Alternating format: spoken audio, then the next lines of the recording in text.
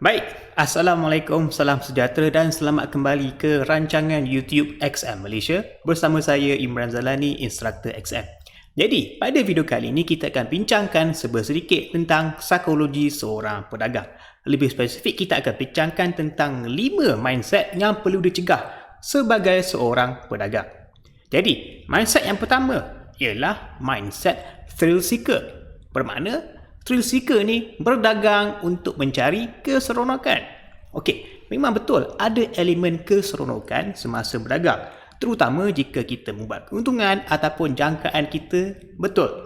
Okey, tetapi sebaliknya, apa yang berlaku, kita mungkin akan merasa kurang seronok. Jadi, apa yang sepatutnya kita buat ialah kita kena anggap berdagang ni seperti satu pekerjaan ataupun seperti satu perniagaan. Kita kena serius semasa kita berdagang dan bukannya menganggap berdagang ni sebagai hobi.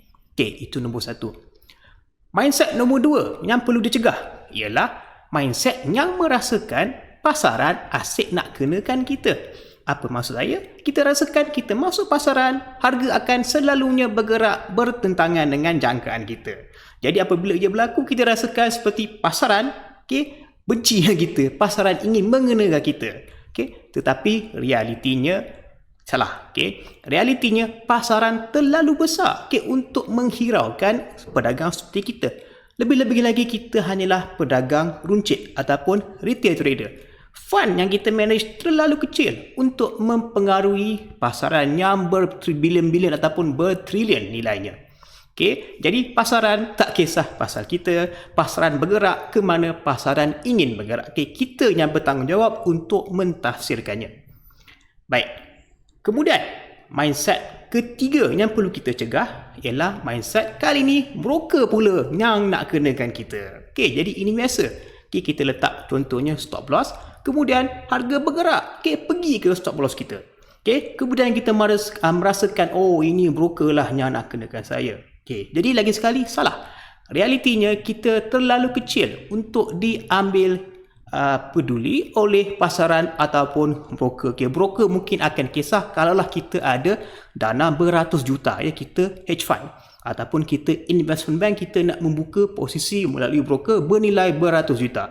Barulah broker mungkin akan berkisah dan mungkin akan mempengaruhinya. Tapi kalau kita selagi kita pedagang runcit, kemungkinan besar broker tak tahu pun kita siapa. Baik. Jadi apabila kita berfikiran, kita rasakan pasaran nak kenakan kita. Kita rasakan broker nak kenakan kita.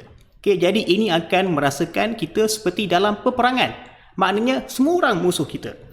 Dan apabila kita merasakan semua orang musuh kita, akan menimbulkan kemudiannya emosi-emosi yang negatif. Dan emosi ini akan mengganggu kita dalam kita membuat keputusan dagangan secara rasional. Baik. Kemudian mindset yang keempat yang perlu kita cegah ialah mindset yang merasakan hanya entiti besar saja yang boleh membuat keuntungan di dalam pasaran kewangan.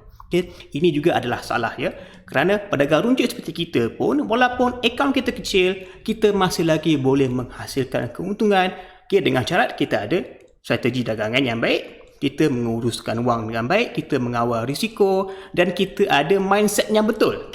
Yang sekarang ni kita nak bincangkan ni, mindset yang betul yang akan membezakan seorang pedagang yang berjaya dan pedagang yang tidak berjaya. Baik. Kemudian mindset yang kelima yang perlu kita cegah, iaitu kita rasakan berdagang ni adalah sesuatu perkara yang sangat kompleks dan sangat rumit. Juga salah. Berdagang tak serumit yang disangkakan. Sebaliknya, ia lebih kepada keperluan untuk kita berdisiplin untuk mengikut sistem yang kita sendiri tentukan. Itulah perdagangan.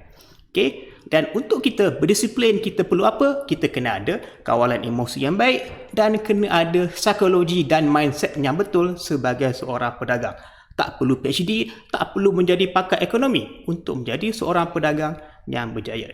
Baik, jadi kesimpulannya sekarang ialah kawalan emosi, psikologi pedagang, mindset yang betul akan menyumbang banyak kepada kejayaan seorang pedagang.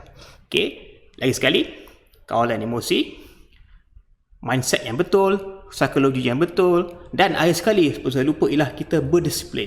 Dan inilah yang akan jaminkan kejayaan kita sebagai seorang pedagang.